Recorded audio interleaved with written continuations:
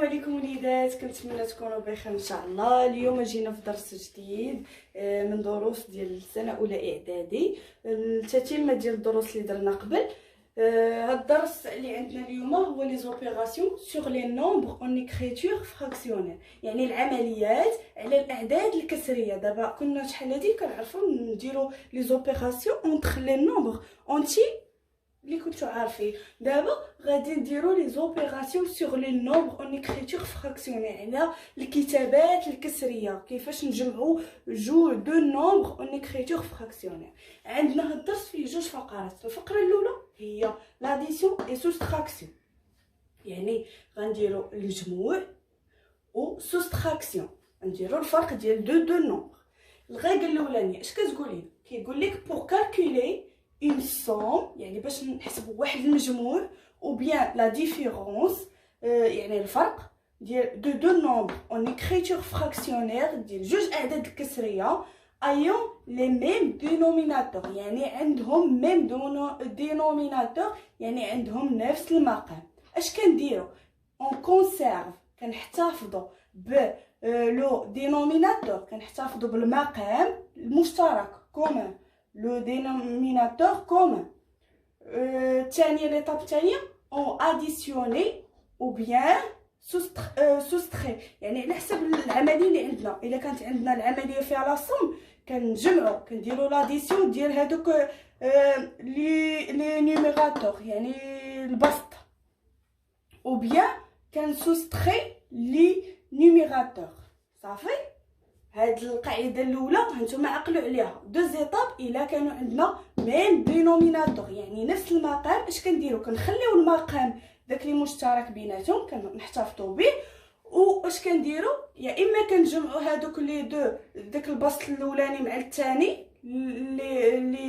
لي نيميراتور، يا اما كنديروا لاديسيون ديالهم ou bien la soustraction، على حسب العمليه شنو اللي عندنا فيها، واش لا صوم ولا لا ديفيرونس. هانتوما غتشوفوا معايا المثال ليكزامبل كيفاش غادي نديروا ليه.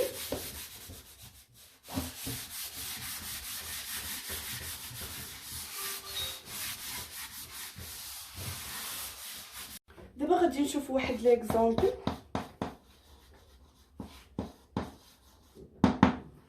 ناخذ مثلا 5 sur 7 plus 3 sur 7.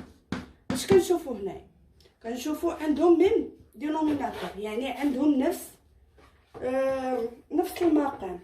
اش كنحتفظوا به؟ اون كونسيرف ب 7، وكنديروا لاديسيون ديال نيميراتور، يعني ديال النيميراتور الاولاني مع النيميراتور الثاني، يعني 5 plus 3 اللي هي 8 sur 7.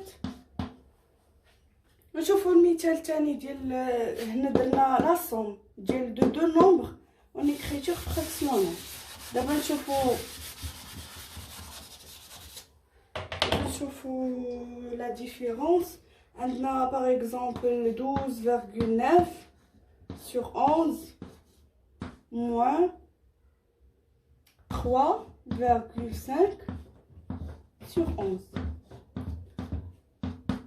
عندهم هنا ميم دينوميناتور، يعني شنو كنديرو؟ اون كونسيرف لو ميم لو دينوميناتور كومون اللي هو 11. واش كنديرو؟ تنديرو لا ديفيرونس اونتر نيميراتور الاولاني مع نيميراتور الثاني اللي هي 12,9 moins 3,5 est égal 9,4. اوكي، دابا ندوزو للغايه الثانيه. دابا غادي ندوزو لهاد الغايه الثانيه. اش تقول لنا؟ كتقول لك بور كالكولي اون سوم او بيان لا ديفيرونس دو نومبر اون اكريتور فراكسيونير، يعني باش نحسبوا لا سوم ولا الفرق ديال واحد جوج اعداد كسريه دو دينوميناتور ديفيرون. هنايا يعني عندنا هنايا دينوميناتور ديفيرون، يعني مقامات ديالهم مختلفين. اشنو كنديروا؟ اون دوا دابور لي ريدوير، يعني خصنا نكتبوهم على شكل مقامات موحده، ريدوير او ميم dénominateur et on applique لا ريغل ان، يعني ملي كنوحدوا المقامات ديالهم كيكونوا بحال ميم دينوميناتور كنستعملوا لا ريغل ثانيه. حنا غنشوفوا واحد ليكزامبل. دابا غادي ندير واحد ليكزامبل.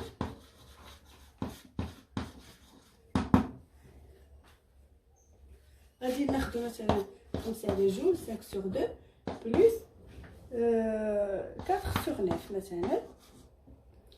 هنايا كتشوفوا 2 9 يعني ديفيرون دينوميناتور، يعني دابا خصنا نوحدوا لهم المقام. باش نوحدوا المقام موحد هنا هو 18، يعني 2 في 9 و9 في 2.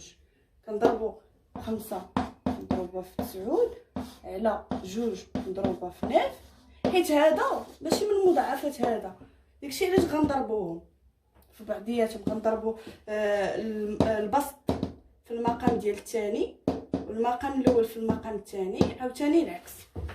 بلس 4 fois 2 و 9 fois 2.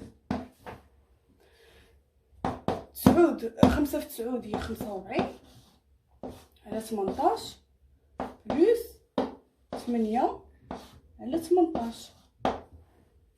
دابا غادي شنو غنرجعوا ديك الغاكل الاولانيه تقول لينا نحتفظوا بالمقام وكنجمعوا هذا البسط 45 بلس 8 اللي هي 53 على 18.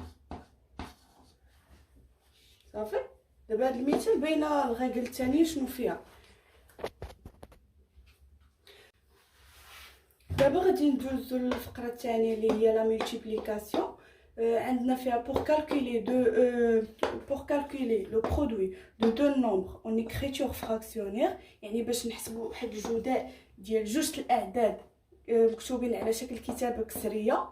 on multiplier les numérateurs entre eux، يعني كنضربوا البسط في البسط entre eux ديال البسط الاولاني في البسط الثاني et les dénominateurs entre eux، يعني المقام الاول في المقام الثاني. غنشوفوا حنا واحد ليكزامبل هنايا غادي يبان لينا. دابا غادي نشوفوا واحد ليكزامبل مثلا.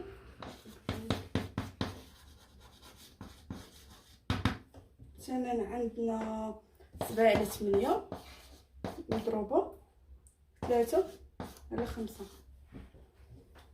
اشنو الغاكله اش كتقول لينا؟ كنديروا البسط في البسط بعد 3 و5 في 8 عفوا 8 في 5. صافي. غاكل بسيطه اللي هي 21 على 40. هادشي اللي كاين في هاد الدرس هذا. كنتمنى تكونوا فهمتوا ان شاء الله. غادي نشوفوا ندوزو للتمارين فاش غادي فهمتوا شويه ديال الصعوبه، واخا هما راه ساهلين، المهم باش تكونوا فهمتوا اكثر. كنتمنى تكونوا فهمتوا. ولا ما فهمتوا شي حاجه خليوها لي في كومونتير. السلام عليكم.